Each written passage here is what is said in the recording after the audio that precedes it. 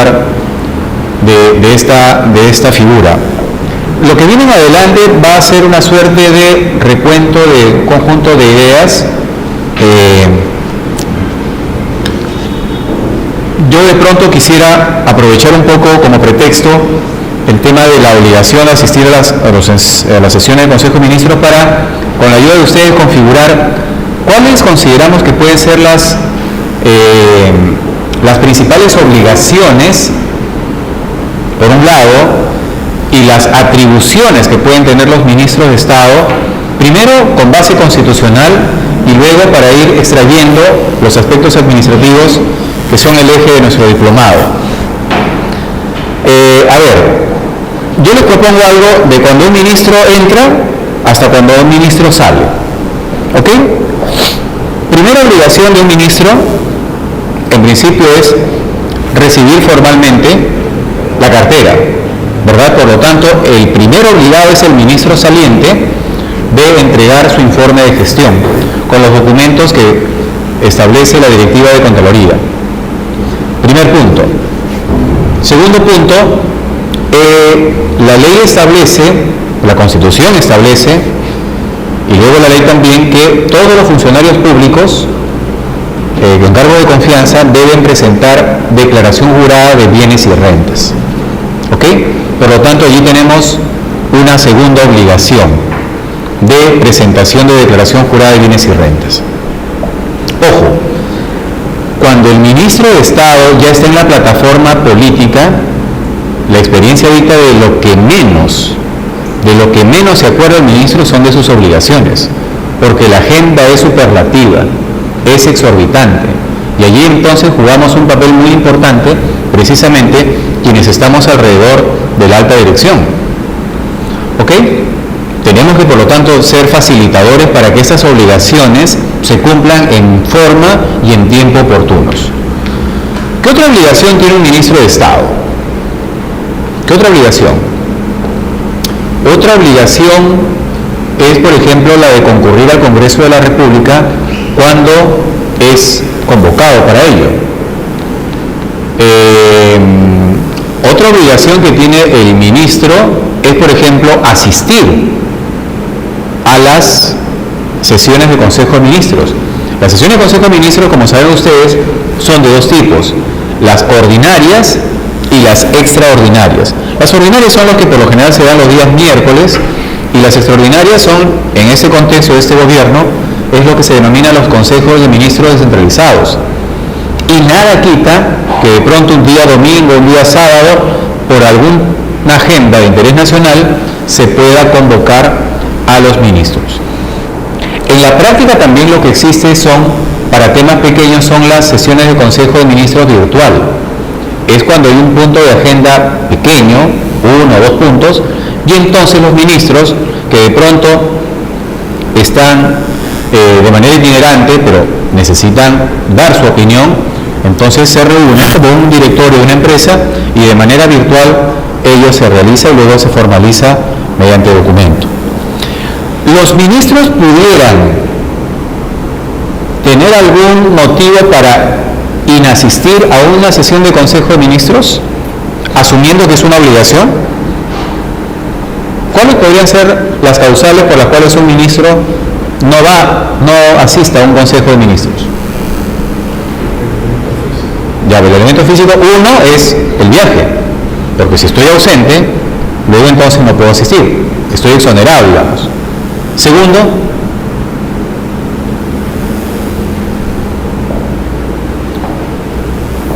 ¿el ministro se puede enfermar? Claro que sí. Por razones de enfermedad pudiera no asistir. Ahora, la enfermedad, curiosamente, eso tampoco es un tema arreglado, escrito en piedra, supone necesariamente el encargo de la cartera, porque la práctica constitucional y luego administrativa determina que el encargo de cartera principalmente es por razón de viaje. Y el viaje a su vez puede ser por dos motivos: o por temas de comisión de servicios o por temas de carácter personal.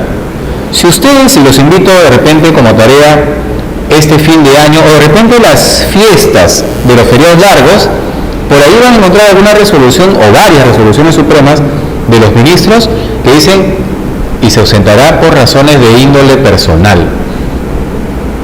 No hay un tema necesariamente de agenda política, pero esa es, por ejemplo, una causal. Y en ese contexto, sí, la Constitución no hace distingo. Hay que encargar la cartera a otro ministro. Y en ese caso, pero un viaje personal no es problema. Personal, me quiero ir, de repente me case y me quiero ir de luna de miel con mi esposa, pues. No es necesario el visto del presidente. Qué buena pregunta. Claro, es que ahí lo único que resulta es, o si está de acuerdo, me va a firmar mi resolución suprema. O sea, si no me la firma, simplemente, novia, anda tú y ya me cuentas pues cómo es la luna de miel, ¿no? Porque no me deja, ¿cómo se llama? No me han dado, entre comillas, permiso. Claro, no hay. La única forma es la materialización, nada más, de la resolución suprema. No hay otra. Ok. ¿Qué otra obligación de los ministros?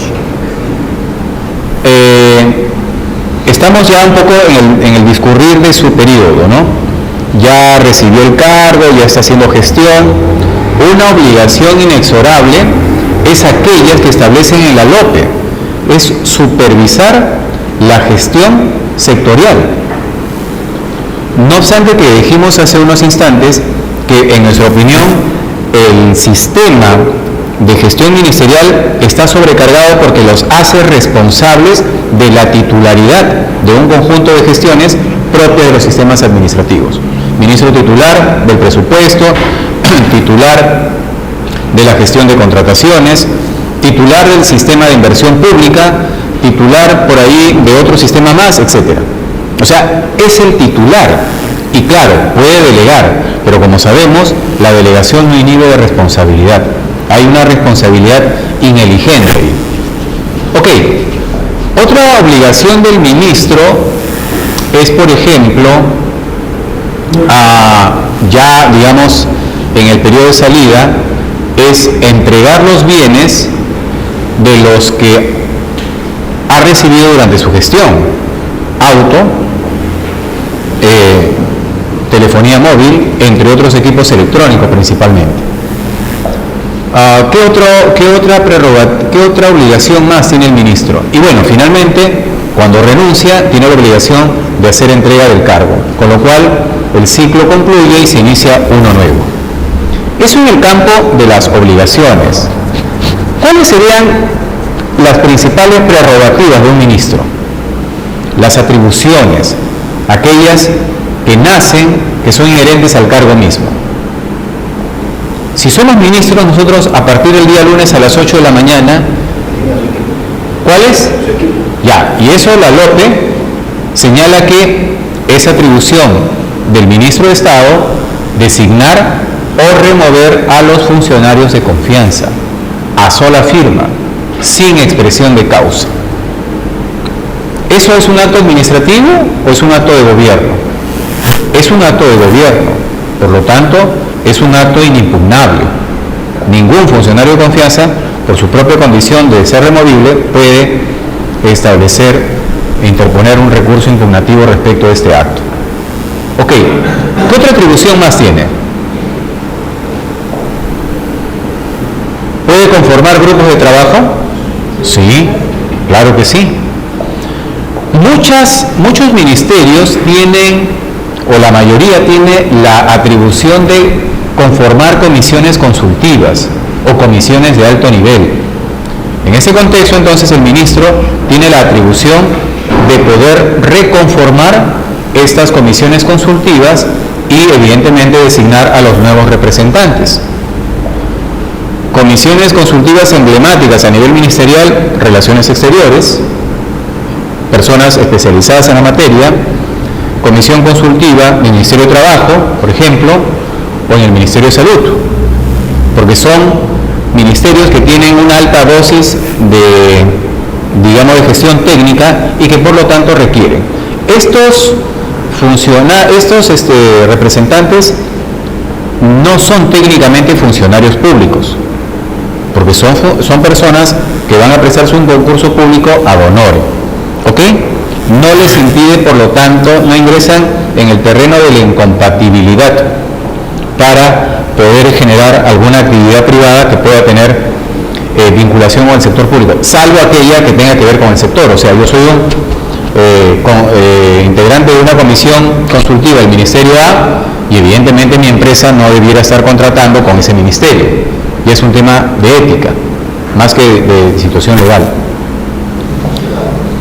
¿Perdón? No se da, no se da. Otra atribución, otra prerrogativa que pueda tener un ministro de Estado, del que pueden derivar,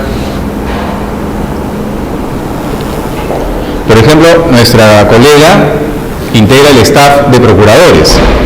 El sistema de defensa jurídica del Estado le da la prerrogativa al ministro de poder proponer al Consejo de Defensa Jurídica la designación o la nueva designación de un procurador titular o de un procurador adjunto. ¿Correcto? ¿Por qué propuesta? Porque la normatividad del sistema de defensa jurídica del Estado establece que los procuradores, que tienen basamento, me parece, en el artículo 47 de la Constitución Política, y ese decreto legislativo 1068, establece que son designados, no nombrados, por resolución suprema. Y acá viene un tema importante para los funcionarios de confianza. Los funcionarios de confianza ingresan el día en que se publica su resolución. La ley 27594 señala que para los efectos de eficacia, esa resolución tiene tal a partir de su publicación. Y la norma señala que todo acto administrativo que efectúe ese funcionario de confianza sin que se haya publicado su resolución ministerial, en realidad es un acto nulo. Por lo tanto, hay que tener mucho cuidado. Si yo soy funcionario de confianza y evidentemente hay un vínculo de gestión de quienes resultan ser nuestros promotores en la designación, tengo que saber cuándo es que sale mi resolución para, de pronto, si estoy ejerciendo la función pública en otro ministerio, en otra entidad pública, tener esa cautela de no tener ningún contraste, ningún choque, sobre todo en las fechas. Prerrogativa entonces del ministro de Estado es, por ejemplo, decíamos, proponer a los procuradores públicos para que el Consejo de Defensa Jurídica del Estado pueda designarlos mediante resolución suprema. Ahora, las prerrogativas que tiene el ministro de Estado no necesariamente tienen que ser procesadas de manera afirmativa por los entes de los sistemas administrativos. La tendencia indica que evidentemente toda propuesta se respeta. Ejemplo, seguimos en el tema de defensa jurídica. El ministro propone a un profesional para que tenga el cargo de procurador titular.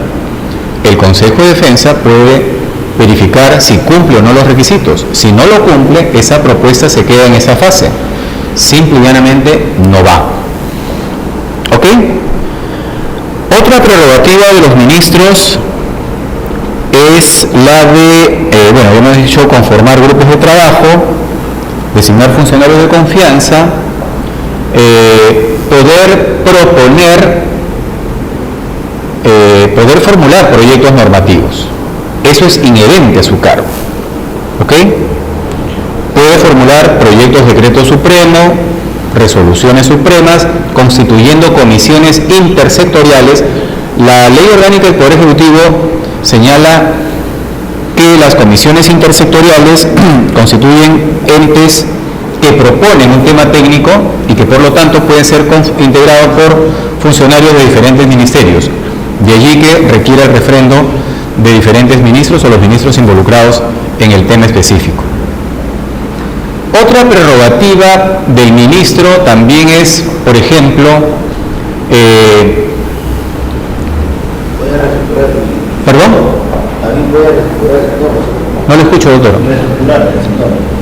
Puede promover la reestructuración. La LOPE señala que puede reorganizar el ministerio mediante decreto supremo con el voto aprobatorio del Consejo de Ministros. Y si mal no recuerdo, la Ley Marco de Gestión del Estado supone me parece, ¿no?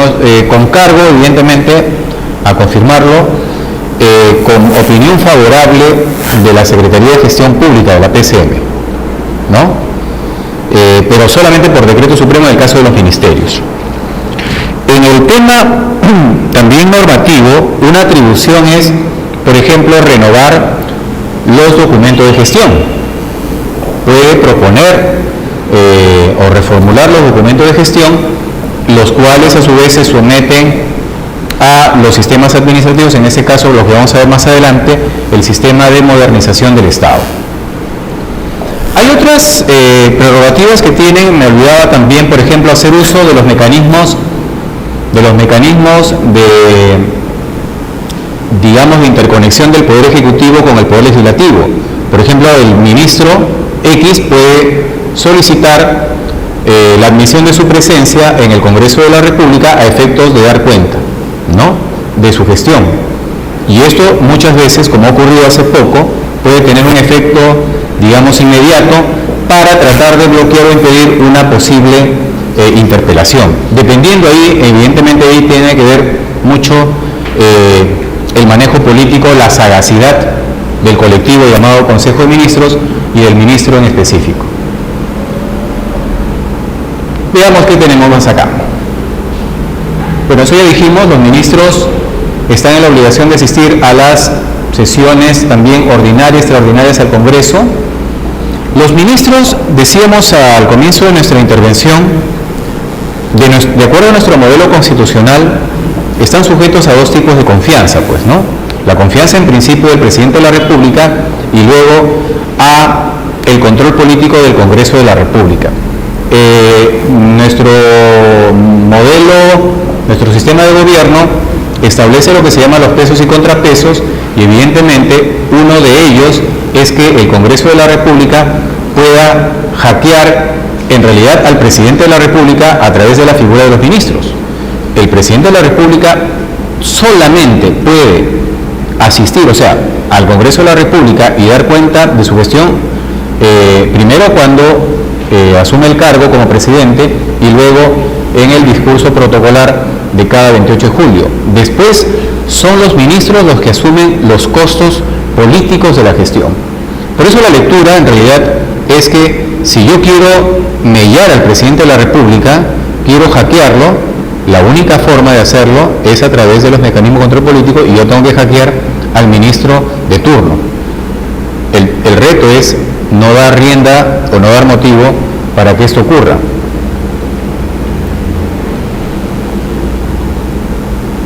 Ya hemos hablado también de la cartera ministerial, a ver qué tenemos acá. Acá hay una pequeña corrección, bueno, no una pequeña, una gran corrección. Yo señalé, creo que antes del descanso, que eran por 120 días, ¿no? Corrección es 30 días, el artículo 27 señala que es el plazo máximo del encargo de la cartera ministerial. Pero ahí también hay algo interesante, dice, no se puede transmitir a otros ministros. La constitución política o el régimen constitucional de los ministros no establece taxativamente cuáles pueden ser las infracciones en las que incurre un ministro de Estado. De repente sería conveniente detenernos un poco allí para explorar algunos aspectos administrativos. Hemos hablado hace poco de lo que son las obligaciones de los ministros y las atribuciones. Pero ¿cuáles pueden ser entonces las infracciones que cometa un ministro de Estado y que puede derivar en responsabilidad política, en responsabilidad constitucional? Allí el artículo 27 señala expresamente que el encargo de una cartera no puede transmitirse a otros ministros. Por lo tanto, yo encargado de la cartera A no le puedo dar a sola firma por una resolución ministerial, estoy diciendo un disparate obviamente, a otro ministro en el sentido de decir, no quiero esa cartera, te la doy a ti.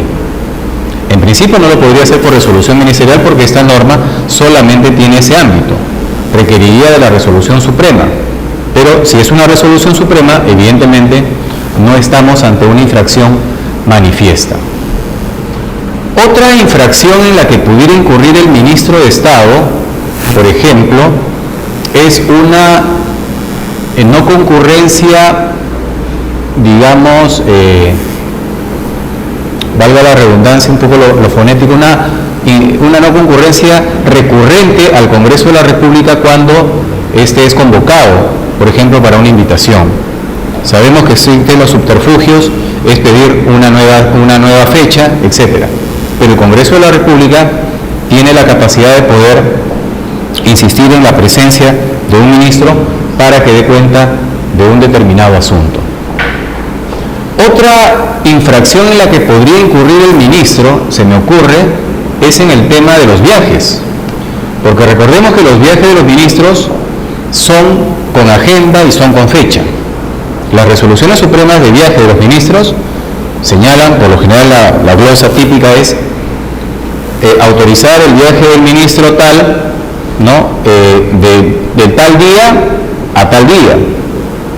Y se señala encargar la cartera del ministro A de en tanto dure la ausencia del titular.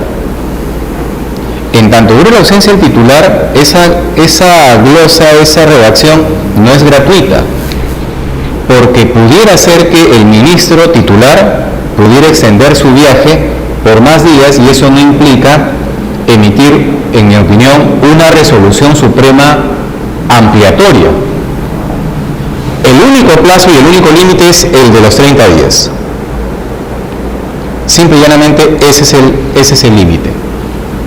Por lo tanto, la infracción pudiera ser que el ministro viajero no regrese en la fecha que esté estipulada, digamos, su acto resolutivo.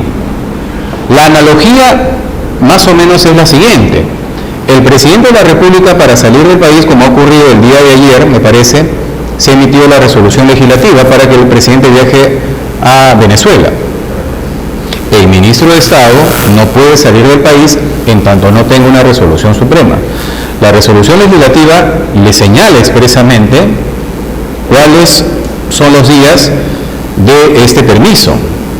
Y solo si el Congreso de la República puede extender, que es muy excepcional, creo que ocurrió en el caso de la Antártida, me parece, hace 2 o 3 semanas, ampliando el plazo para su regreso. De igual manera, en el caso de los ministros. Hay una ley antigua, no recuerdo, no sé si exactamente la 28394, pero que establece como obligación del presidente de la República dar cuenta al Congreso de la República, que para estos efectos es algo así como su mandante, de dar cuenta de los gastos en los que ha incurrido los viajes de manera, me parece, trimestral o semestral. Eso, por ejemplo, no tiene una norma de analogía en el caso de los ministros. Los ministros, cuando salen de viaje, en realidad no le dan cuenta al presidente de la República. Ojo, no estoy hablando de la agenda política, estoy hablando de la agenda administrativa. Yo, ministro de Estado, me dieron $5,000 al tipo de cambio para viáticos y gasté 4.500. ¿Cuándo tengo que devolver? 500. Y eso lo tengo que dar vía mi director o directora de despacho a la oficina de abastecimiento, a la oficina de administración.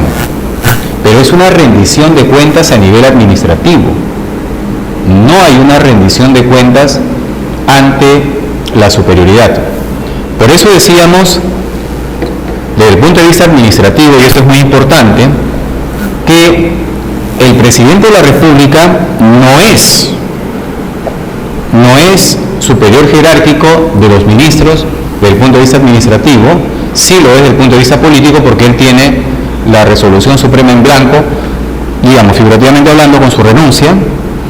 El presidente del Consejo de Ministros no es superior jerárquico de los ministros, como el ministro no es superior jerárquico de los titulares de los organismos públicos. La razón de ser es que hoy por hoy, digamos, en el esquema administrativo, todos los organismos públicos gozan de ¿qué? Autonomía administrativa, autonomía presupuestal y autonomía financiera y todas las demás, los demás temas. Es decir, que cada organismo público baila con su pañuelo. Sin embargo, en la Ley de Procedimiento Administrativo se establece por allí, hay un artículo que establece que en caso haya una una situación por dirimir entre dos o más ministerios, es la presidencia del Consejo de Ministros la que dirime. Pero esa dirimencia está en el contexto de una situación de gestión administrativa. Eso hay que tomarlo con bastante pinza porque ello no implica una situación de jerarquía. No lo tengo acá marcado lamentablemente, pero es por ahí el artículo 47 y siguientes de la ley 27444, por la cual se establece que la presidencia del Consejo de Ministros puede dirimir aquellos asuntos que entre dos ministerios haya una situación de contingencia, por lo menos una discrepancia. ¿Qué más tenemos acá? El presidente de la República, bueno, eso ya lo vimos.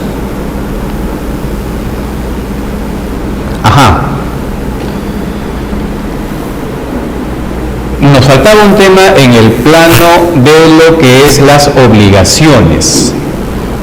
Los ministros, en algunos casos, están obligados constitucionalmente a renunciar.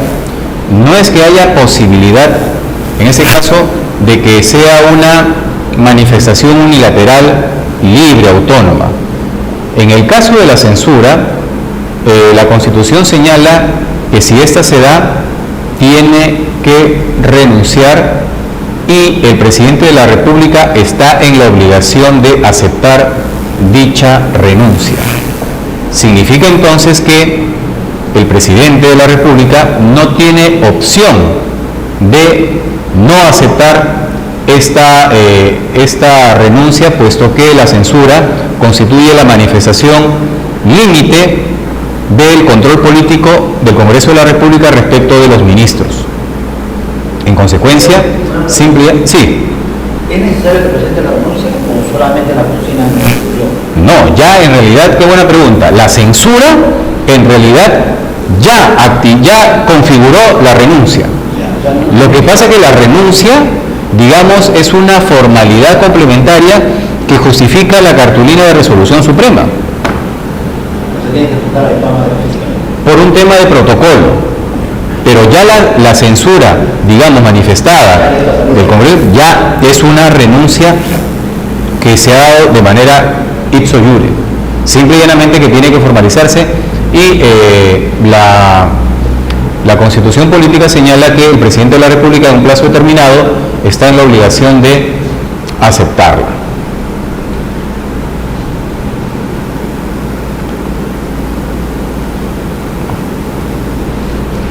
Ese también es otro aspecto de las obligaciones y acá sí hay que tener bastante cuidado para los que trabajamos en el sector público. Este tema es bien, pero bien sensible.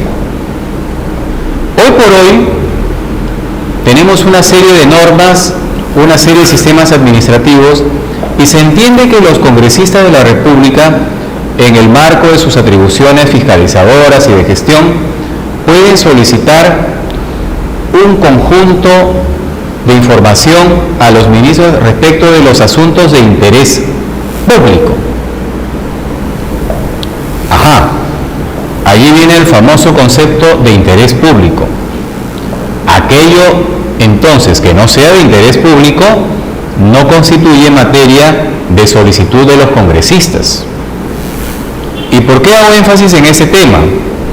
Hago énfasis porque hoy por hoy existe en nuestro ordenamiento jurídico la Ley de Datos Personales, que no es otra cosa que una ley de desarrollo constitucional que tiene como finalidad resguardar los datos relativos a la intimidad personal.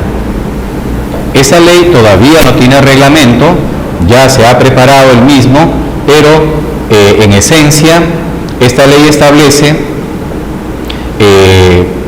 como regla general que no se pueden brindar aquellos datos que puedan lesionar la intimidad personal del titular de dicha información.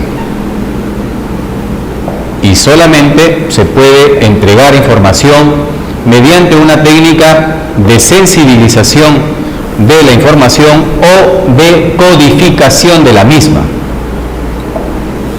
Entonces, volviendo al tema de los ministros, los congresistas de la República solamente pudieran pedirle a los ministros de Estado información respecto de los temas de interés público. Administrativamente, ¿cómo es que podríamos relacionar este concepto tan amplio, pero también tan complejo del interés público con la gestión cotidiana? Yo por lo menos me atrevería, para darle cierta configuración, que el interés público lo configuraría en el tema de la utilización de recursos públicos y de bienes públicos. O sea, yo congresista le puedo decir al ministro, quiero que me des información respecto de, como ha ocurrido hace poco, cuánto estás gastando en tu caja chica. El ministro de Defensa, me parece que hace 3 semanas, un mes, señaló a nivel de medios que había gastado 33 soles 50 en caja chica. O sea, 3 gaseosas y 3 frito ley.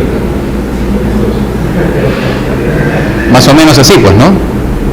Porque la idea era, digamos, mediáticamente a nivel del Congreso de la República, era que en el contexto de los sueldos, pues, ¿no? Recuerdan, era que los ministros ganaban los 15.600, pero que con varios subterfugios tenían otros mecanismos de ingresos adicionales. ¿Y cuál era el ingreso adicional? Supuestamente era la caja chica. Y la caja chica, como sabemos, tiene un origen cada año y tiene un aumento progresivo. La gestión responsable determina que, evidentemente, y eso por mandato también de normas directivas, es que la caja chica se utiliza solamente para gastos de emergencia o gastos aquellos eventuales que tienen que ser atendidos. Ejemplo, pues un tema protocolar, ¿no? Viene una delegación, etcétera, por la caja chica se compran lo que hemos degustado ahora, por ejemplo, ¿no? Un brunch, un pequeño buffet. Aquellas cosas que son organizadas y que evidentemente suponen una precedencia, ya forma parte del sistema de contratación habitual.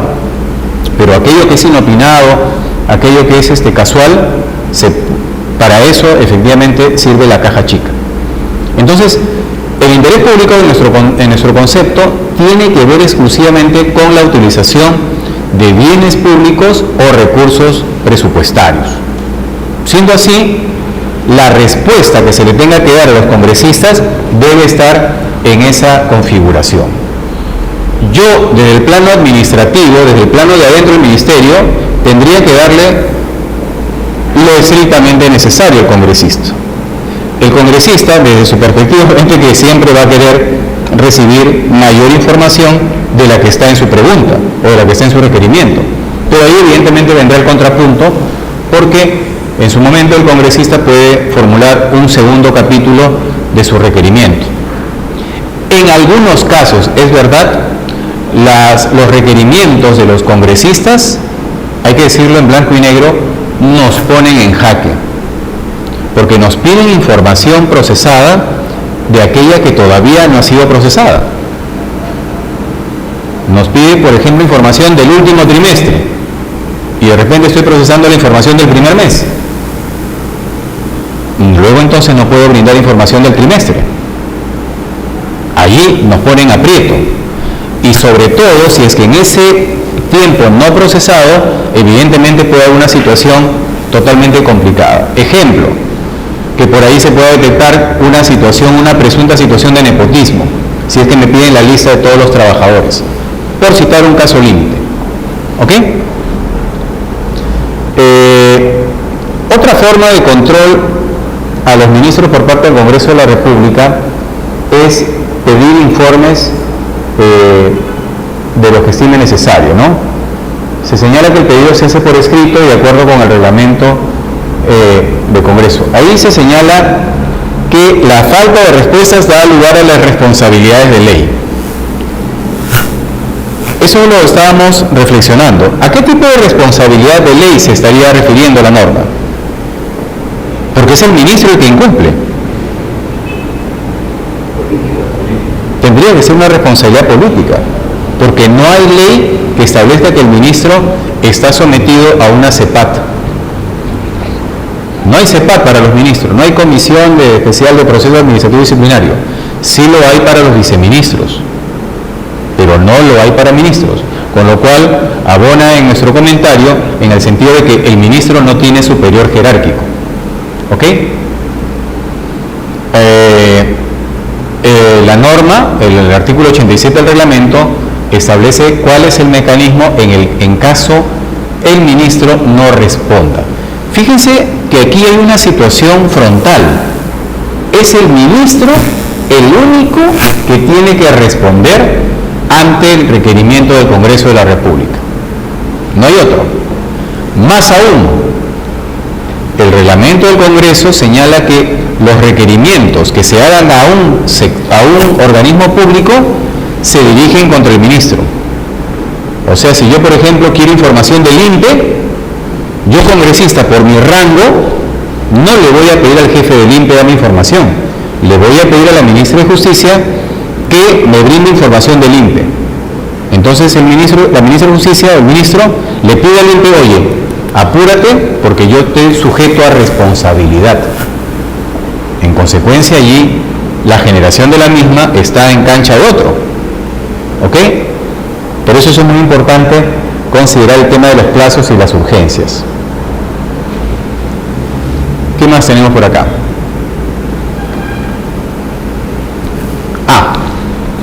Esta es una pregunta, un tema interesante. El diseño constitucional vigente y el diseño administrativo de nuestra administración pública, valga la redundancia, podría determinar que todos los ministros, desde el punto de vista constitucional y luego político, tienen la misma dimensión. Ojo, no estoy diciendo la misma importancia. ¿Tienen la misma dimensión? Si ustedes revisan la Constitución política, el único ministerio o ministro que está nombrado con nombre y apellido, con denominación institucional, es el Ministerio de Economía y Finanzas. No hay otro ministerio o ministro que tenga nombre o denominación propia. Es el único. Y esto no es gratuito, viene de la Constitución del año 1823, es decir, desde la fundación de la República se ha establecido como tradición que el ministerio más fuerte es, en aquel entonces, el Ministerio de Hacienda, hoy Ministerio de Economía y Finanzas. Por eso quizá no sea gratuito que el Ministerio de Economía y Finanzas sea el que gobierna en gran parte las decisiones sectoriales de los ministerios, porque sin presupuesto yo puedo hacer poco, ¿ok? Puedo tener el mejor plan, pero si el Ministerio de Economía y Finanzas no suelta el presupuesto, simple y llanamente se queda a nivel de separata, de anillado o lo que corresponda. Sin embargo, sí hay configuración sectorial de los ministerios si es que revisamos el artículo 118 de la Constitución Política. El artículo 118 de la Constitución Política, recordemos, es el artículo en donde están todas las atribuciones y prerrogativas del presidente de la República. Si revisamos una tras otra, vamos a ver que estas están vinculadas con la gestión sectorial de diferentes ministerios. Por ejemplo, en el artículo 118 tenemos que el presidente de la República es el encargado de manejar las relaciones internacionales. Sin embargo, un ministerio, como Relaciones Exteriores, es el que maneja esos temas. El presidente de la República es el encargado de administrar la hacienda pública. En términos reales, es el ministro de Economía y Finanzas. Y así podemos encontrar ejemplos varios. Vamos a encontrar, sin embargo, que en el artículo 118 no hay algunas figuras.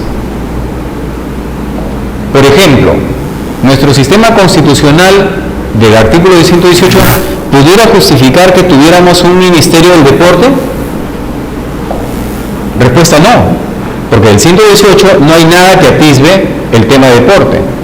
Si lo tuviera, si fuéramos Cuba de repente, o si fuéramos Santo Domingo, donde el deporte evidentemente constituye una actividad de alta importancia para la nación, ciertamente se justificaría que tuviéramos un Ministerio del Deporte.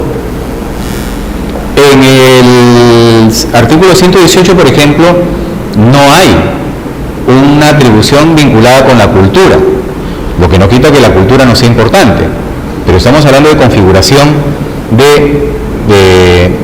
de configuración sectorial. ¿Ok? En síntesis, los ministerios pueden o no tener un sustento precedente de carácter constitucional, y si lo tienen, evidentemente, hay toda una materia que se regula en las leyes correspondientes. ¿Cuál es el rango del ministro? De acuerdo al artículo 39 de la Constitución Política, el ministro de Estado tiene la tercera categoría constitucional. La primera es del presidente de la República y la segunda de los congresistas. Por eso es que los congresistas son los que tienen, desde el punto de vista jerárquico, la posibilidad de enrostrar a los ministros. Los ministros no tienen la posibilidad de enrostrar a los congresistas. Hay una teoría, un comentario que más o menos también se está, por ahí algunos constitucionalistas peruanos han deslizado.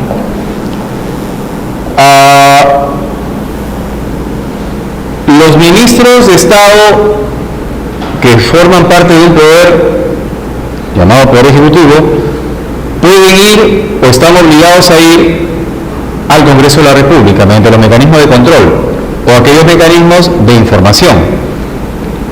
Pregunta: ¿un representante del Congreso de la República puede estar en una sesión de Consejo de Ministros? ¿Qué pasaría si nos piden a nosotros un informe para decir o dictaminar si eso es legal o no es legal, si es constitucional o no es constitucional? ¿Cómo la ven?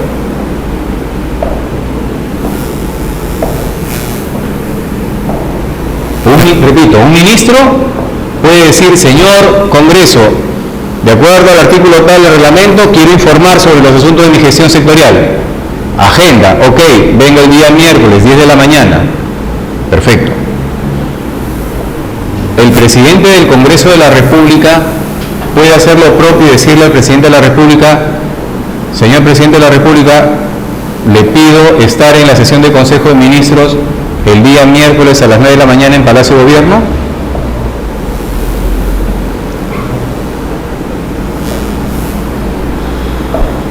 A ver, señores asesores externos o asesores internos, o aquellos que queremos ser asesores, o aquellos que fuimos asesores, ¿qué decimos? ¿Va o no va, como dice la revista Caretas? Me parece que no tiene la atribución para ¿Ah? Me parece que no tiene la atribución para convocarlo. ¿La atribución para?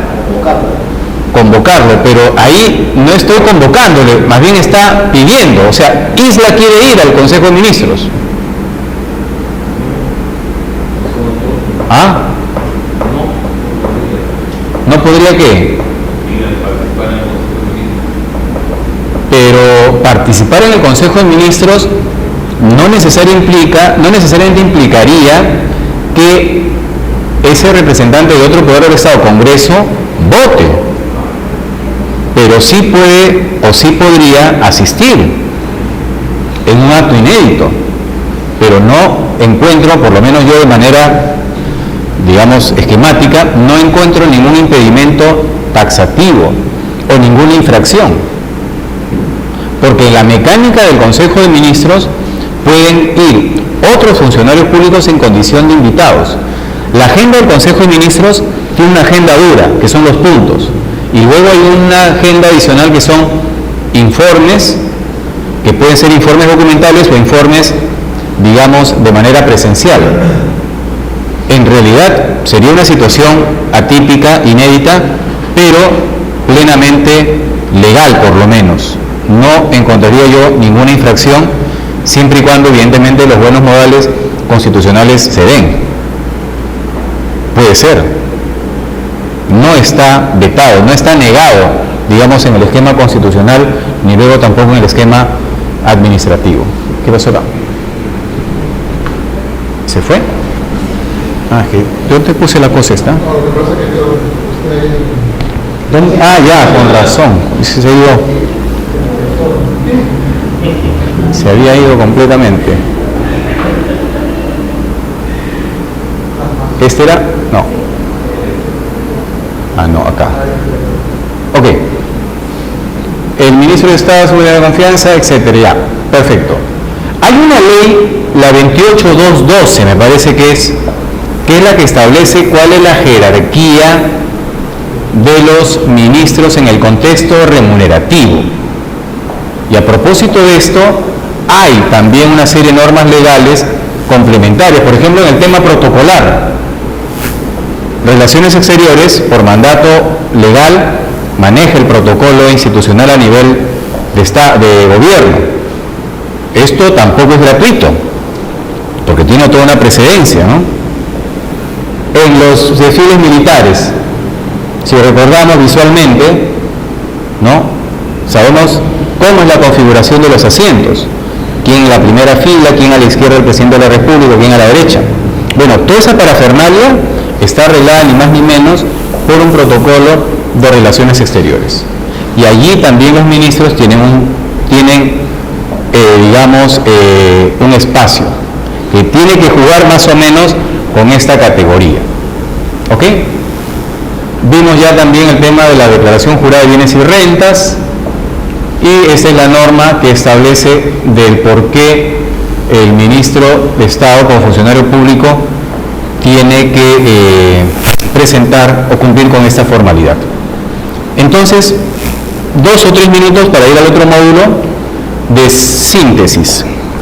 Uno, ministro de Estado son funcionarios de confianza del presidente de la República que son nombrados y que tienen la característica de ser removidos en cualquier momento.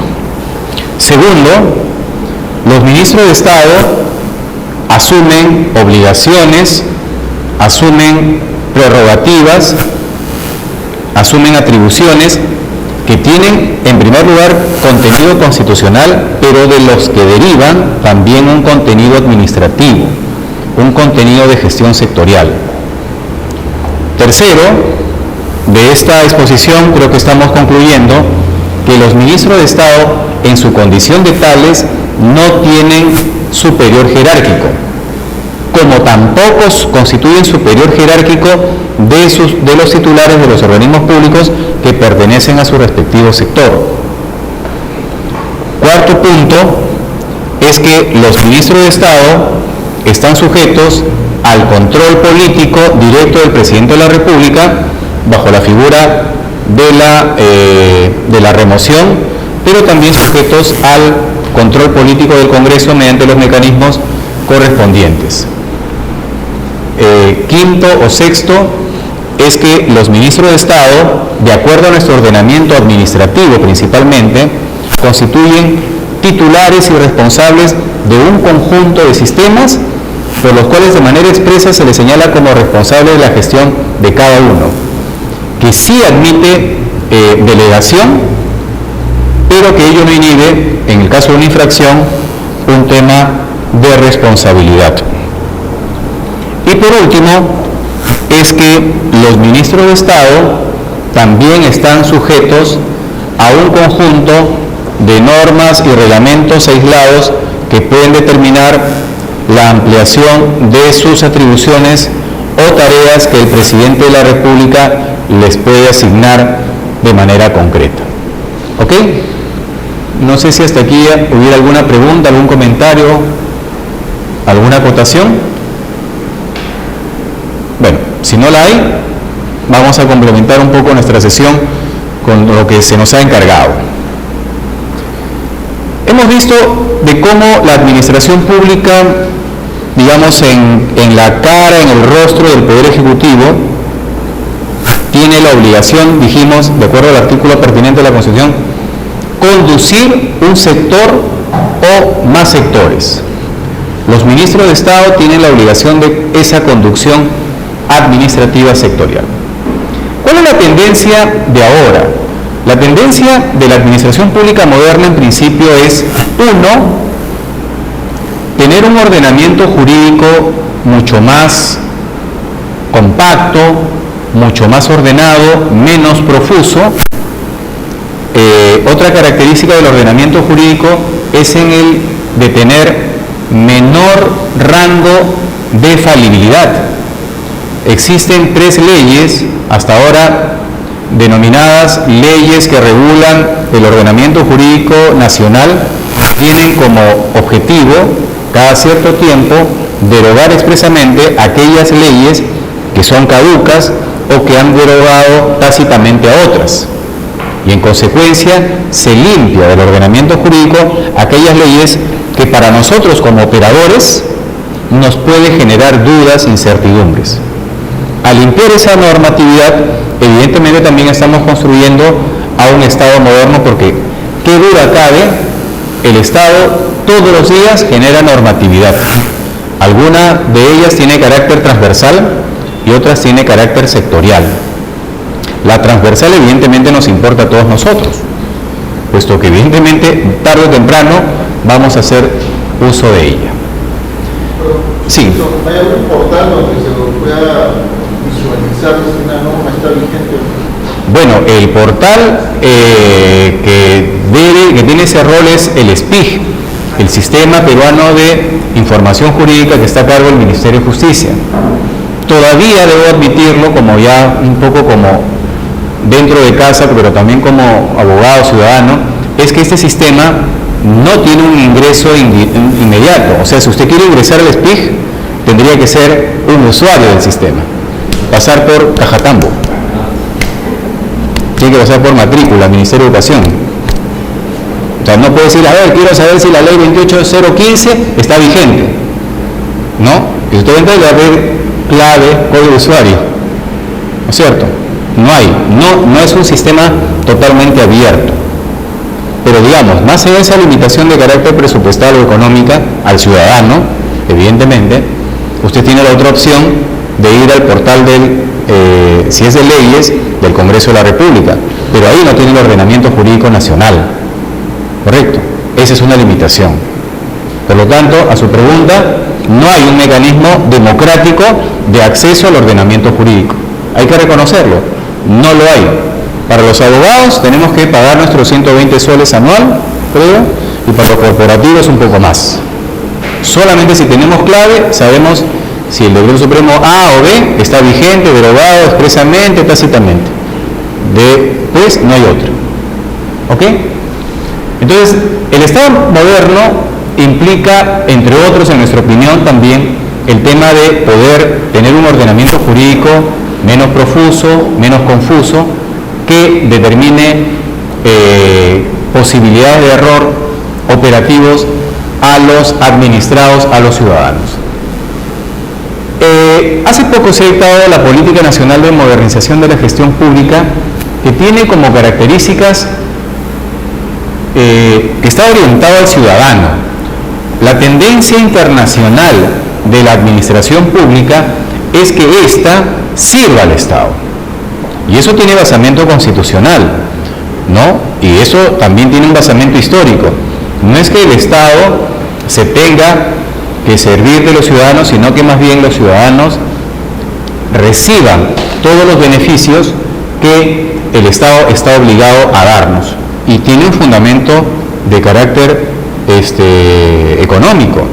El Estado vive y pervive por nosotros a través del pago de los impuestos. De tal forma que solamente hay una suerte de feedback, hay una suerte de retroalimentación. Hoy por hoy lo que buscamos es un Estado eficiente. Eficiente significa todo lo contrario ineficiente, un Estado elefantiásico, un Estado lento. Hoy por hoy se está dando una campaña de el trámite de más.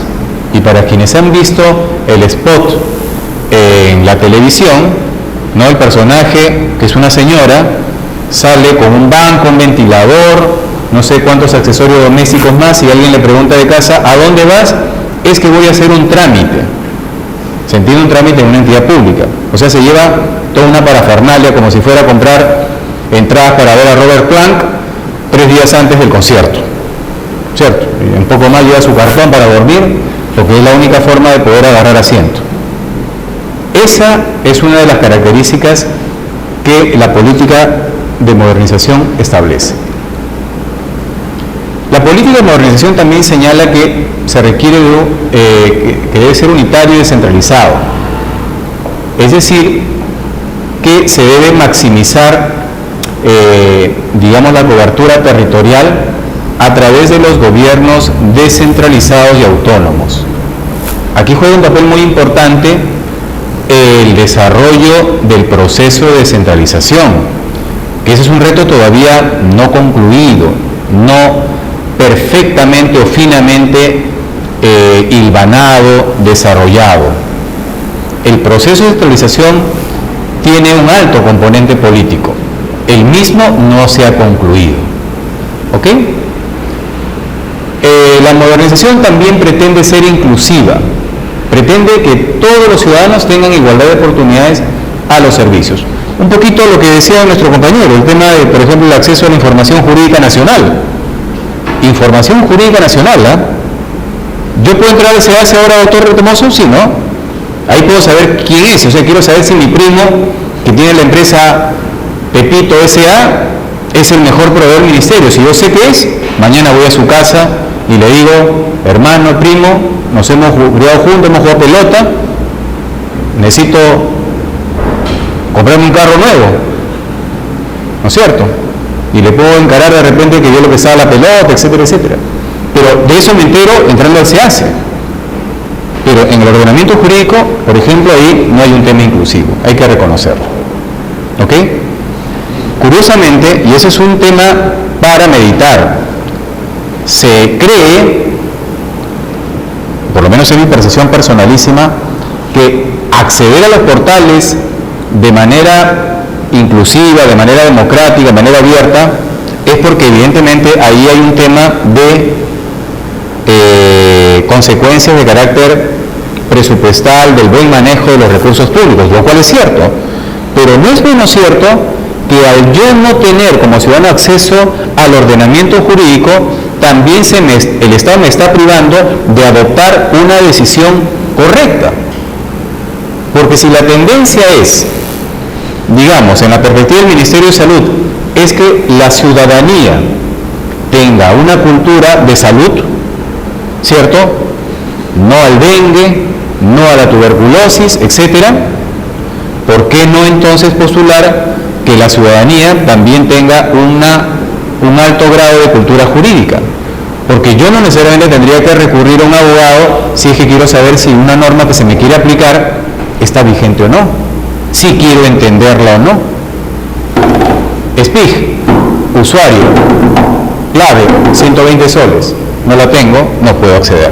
Tengo que llamar al doctor Retamoso, un colega, algo para decir, oye, avísame si el Decreto Supremo 020-2008 F está vigente o no, o qué dice, porque acá en mi escritura pública me han puesto.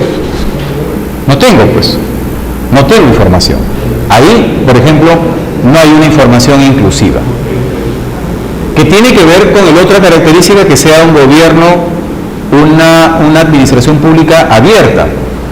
Lo abierto significa evidentemente que fomenta la participación y del cual se rinda cuenta de su desempeño. Allí, por ejemplo, es, entre otras cosas, el tema de la declaración jurada de bienes y rentas. Se publica en el Diario El Peruano cada cierto tiempo, cada 15 días, cada 30 días, hay una separata donde sabemos, vemos a nuestros amigos, nuestros colegas, personajes más o menos conocidos mediáticamente, cuánto tienen como ingreso. ¿Ok? Y eso lo manda la ley. ¿Qué otra característica más? Esta es la norma que regula la modernización de la gestión pública, el Decreto Supremo 004-2013, que se ha dictado en los primeros días del mes de enero de este año. El alcance de la política es modernizar la gestión pública como una responsabilidad de todas las autoridades. Allí, todos los que tenemos una pequeña cuota de poder público, desde que somos integrantes de mesa de parte hasta que somos directores generales porque tenemos que emitir un informe favorable previo a una resolución, estamos en la obligación de modernizar la gestión pública, la cual está a cargo de todos los que somos autoridades o de todos los que somos funcionarios o servidores en cada una de las instancias gubernamentales. Se señala, por lo tanto, que la modernización es una política de Estado. Y una política de Estado significa, en términos de gestión pública, una actividad constante, una actividad que trasluce, sobrepasa a cada gestión gubernamental quinquenal. Se entiende, evidentemente, que cada gobierno puede tener la prerrogativa de poder modificar, adecuar algunos instrumentos de modernización de un gobierno precedente, pero la idea es que un texto, un protocolo de modernización tenga una vigencia que supere en el tiempo a un gobierno. ¿Quién es el ente rector de la modernización de la gestión pública? Es la Secretaría de Gestión Pública de la PCM. Este sistema administrativo también está regulado en la LOPE, en la Ley 29158, ¿no?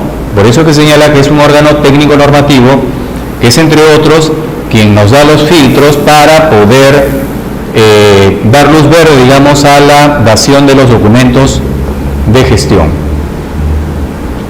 Estas son las líneas de acción transversales al proceso de modernización. Tenemos líneas de acción. Dice regularizar la normatividad referente a la estructura de organización del Estado en los 3 niveles de gobierno: gobierno nacional, gobierno regional, gobierno local. Mejor atención al ciudadano y simplificación administrativa, que es una tarea constante.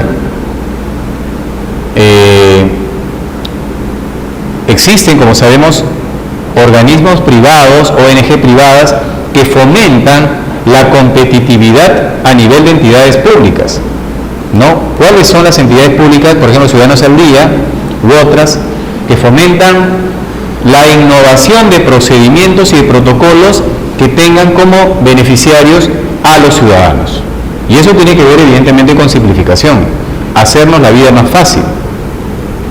Transparencia y participación ciudadana, que es un contexto de un Estado democrático de derecho. Otro elemento que va en la línea de la modernización es el gobierno electrónico. Ese es un tema conceptualmente aceptado por todos nosotros, pero que demanda una serie todavía de maduración en el tiempo, pero también una maduración de carácter económica presupuestal. Algunos ministerios, por motu propio, digamos, por proactividad sectorial y, por qué no decirlo, también porque han tenido los recursos necesarios, han tenido, digamos, la iniciativa de generar mecanismos de información vía electrónica, de comunicación electrónica. Ejemplo de ello es, por ejemplo, el tema de los portales de transparencia, de cómo es que yo como Estado me relaciono con el ciudadano. Ejemplo, el portal de SEACIA o el RNP, ¿verdad? OCE tiene un portal por el cual se tutea con el administrado, con el usuario del sistema. Yo ya no necesito, por ejemplo, tener una notificación física de papel. Yo hago mi trámite y ahí tengo un buzón y ahí se me señala si mi trámite ha sido realizado de manera regular.